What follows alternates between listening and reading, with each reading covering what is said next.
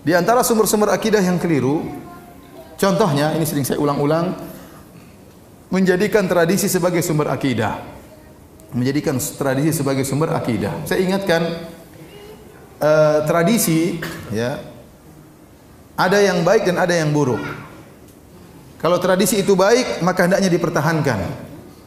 Seperti Rasulullah SAW tatkala diutus ke kaum musyrikin Arab, mereka memiliki tradisi yang baik dan mereka memiliki tradisi yang buruk. Di antara tradisi mereka yang baik, meskipun mereka dalam kondisi jahiliyah, contohnya mereka jujur, contohnya mereka suka memuliakan tamu, contohnya mereka setia, ya. Contohnya mereka dermawan. Makanya Rasulullah SAW mengatakan, innama bu'istu liutammima makarimal akhlak. Sungguhnya aku diutus untuk menyempurnakan akhlak yang mulia. Kenapa? Ada akhlak yang mulia di mereka. Tinggal disempurnakan lagi oleh Nabi SAW. Adapun tradisi-tradisi yang buruk semuanya dilawan oleh Nabi SAW, difilter oleh syariat. Kalau tidak sesuai maka Nabi SAW ya menentang tradisi tersebut. Makanya Nabi diberi tuduhan dengan tuduhan as-sabi. As-sabi artinya orang yang keluar dari tradisi nenek moyangnya. Nabi diberi gelar di antaranya al-kahin, dukun, di antaranya as-sahir, tukang sihir, di antaranya mashur, orang tersihir, di antaranya majnun, orang gila, di antaranya syair, penyair, ya, di antaranya kadzdzab, pendusta, di antaranya sabi, orang yang keluar dari tradisi nenek moyangnya. Dan ini gelar yang sering mereka ulang-ulangi dan mereka sering berikan kepada Nabi gelar ini. Kenapa? Karena orang takut untuk keluar dari tradisi. Sehingga kalau ada sahabat yang masuk Islam dari musyrik menjadi muslim, maka langsung dikatakan oleh mereka qad sobauta atau sobata, kau telah keluar dari tradisi nenek moyangmu. Agar orang tidak berani keluar dari tradisi nenek moyang. Jadi ingat, Islam datang untuk memfilter tradisi. Bukan tradisi memfilter Islam. Hati-hati. Sebagian orang mengatakan, lihat dulu, jangan dulu, kita lihat dulu bagaimana Islam yang datang dari Arab, kita cek dulu. Kalau sesuai dengan tradisi kita, kita terima. Kalau enggak, kita tolak. Ini bahaya. Justru Islam datang untuk memfilter apa? Tradisi. Bukan tradisi memfilter Islam. Salah. Sebagaimana Nabi SAW hidup di orang Arab. Dan dia datang dengan Islam dan dia menolak adat Arab. Dia menolak adat Arab yang tidak sesuai dengan syariat Islam. Dan mengambil akidah dari tradisi ini merupakan lagu lama, ya. Sudah dilakukan oleh orang terdahulu. Contoh seperti umatnya Nabi Ibrahim alaihissalam. Waktu Nabi Ibrahim alaihissalam menegur umatnya yang sedang nongkrong beribadah kepada patung-patung, ma hadhihi tamathilul lati antum laha aqifun. Patung-patung apakah ini yang kalian sedang nongkrong di sini kemudian beribadah kepada patung-patung tersebut? Apa dalil mereka? Wajadna aba'ana laha abidin. Kami mendapati nenek moyang kami menyembah berhala-berhala ini. Ya sudah, kami tinggal ikut. Kami tinggal ikut. Apa kata Nabi Ibrahim alaihissalam? Laqad kuntum antum wa aba'ukum fi dhalalim mubin. Kata Ibrahim alaihissalam, kalian sesat, nenek moyang kalian juga sesat. Bapak kalian juga sesat, kakek kalian juga apa? Sesat. Buyut kalian juga apa? Sesat. Ini tradisi sesat, kata Nabi Ibrahim alaihissalam. Makanya mereka pun jengkel, ya. Kemudian mereka membakar Nabi Ibrahim alaihissalam.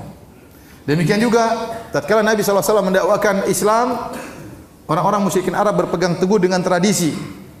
Mereka mengatakan, inna wajadna aba'ana ala ummah wa inna ala atharihim muqtadun. Kami telah mendapati nenek moyang kami di atas jalan ini dan kami hanya ikut saja nenek moyang kami.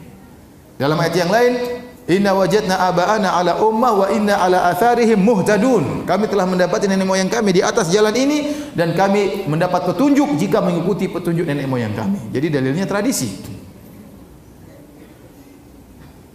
Oleh karenanya sulit seorang keluar dari tradisi. Makanya waktu Abu Thalib akan meninggal dunia, agar Abu Thalib tetap berada di atas kesyirikan, Abu Jahal cuma mengingatkan satu tentang tradisi. Rasulullah SAW datang begitu, kata Rasulullah SAW, ya ammi kul la ilaha illallah kalimatan uhajju laka biha indallah. Wahai pamanku Abu Thalib, ucapkan la ilaha illallah, aku akan berargumen, aku akan bela engkau, aku akan berdebat membela engkau di hadapan Allah Subhanahu wa taala. Kata Abu Jahal tatkala itu, atarghabu an millati Abdul Muttalib, apakah kau benci dengan agama nenek moyangmu? Selesai. Diingatkan dengan tradisi sehingga Abu Thalib tidak mau ngomong la ilaha illallah. Dan dia berkata kepada Rasulullah SAW, ya, Laula an tu'ayyirani Quraisyun, seandainya aku tidak dicela oleh orang Quraisy, la aqrartu biha ainak, seakan membuat engkau senang wahai ponakanku. Tapi gara-gara dia tidak mau dicela, akhirnya tidak jadi masuk Islam. Padahal dia sudah tahu agama Nabi di atas kebenaran. Ya. Oleh karenanya tradisi sangat berbahaya kalau tradisi salah dijadikan pegangan oleh masyarakat. Di antara hal yang membuktikan susah atau sulitnya keluar dari tradisi, ini juga sering saya sampaikan, ya. Lihatlah bagaimana di sebagian negeri kita ada suatu suku yang suku tersebut luar biasa, banyak ulama berasal dari suku tersebut, banyak orang-orang hebat pakar agama berasal dari suku tersebut, tetapi sampai sekarang ya tradisi masih berlaku. Kalau ada pernikahan maka yang bayar mahar perempuan. Kemudian nasab kembali kepada perempuan. Warisan yang pegang juga siapa? Perempuan. Ini salah atau tidak? Salah total atau salah sedikit? Salah total. Tapi masih bertahan tradisi atau tidak? Masih. Mungkin jangan-jangan ada di antara antum yang seperti itu. Padahal di situ banyak ulama. Kenapa sulit untuk dirubah? Tradisi susah untuk dirubah. Susah untuk dirubah. Kita dapati, saya kemarin ngobrol dengan sebagian teman, Ustaz ada tradisi di sini. Tadi pagi saya ngisi pengajian. Ada tradisi di sini Ustaz, nyembelih kerbau kemudian diletakkan di pantai. Supaya apa? Supaya ininya banyak, supaya macam-macam, supaya aman pantainya. Ya, ini kesyirikan. Ya. Menyembelih hewan untuk jin. Ada juga yang meletakkan kepala kerbau diletakkan di tengah-tengah sawah. Buat apa? Untuk bersyukur. Tradisi apa seperti ini? Kalau bersyukur kepalanya jangan dibuang, dimakan dong, jangan dibuang. Itu namanya mubadzir, buang-buang. Banyak orang suka kepala sapi, ya tidak? Oleh karenanya, ya tradisi. Ini salah dalam mengambil akidah dengan tradisi. Ya. Sekarang kalau kita terima tradisi adalah sumber akidah, pertanyaan berikutnya, taruhlah saya sepakat sama Anda bahwasanya tradisi sumber akidah. Nah, kalau tradisi menjadi sumber akidah, tradisi siapa yang jadikan sumber akidah?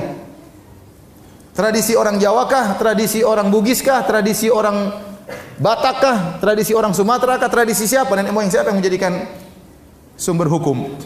Atau tradisi orang Arab? Siapa yang menjadi sumber hukum? Karena berbeda-beda tradisinya. Kemudian antum-antum juga sekalian suatu saat akan jadi nenek moyang, gitu tidak? Atau tidak akan jadi nenek moyang?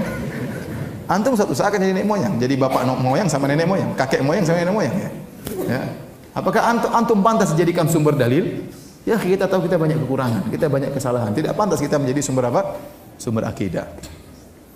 Jadi ini salah satu kesalahan menjadikan tradisi sebagai sumber akidah. Taib.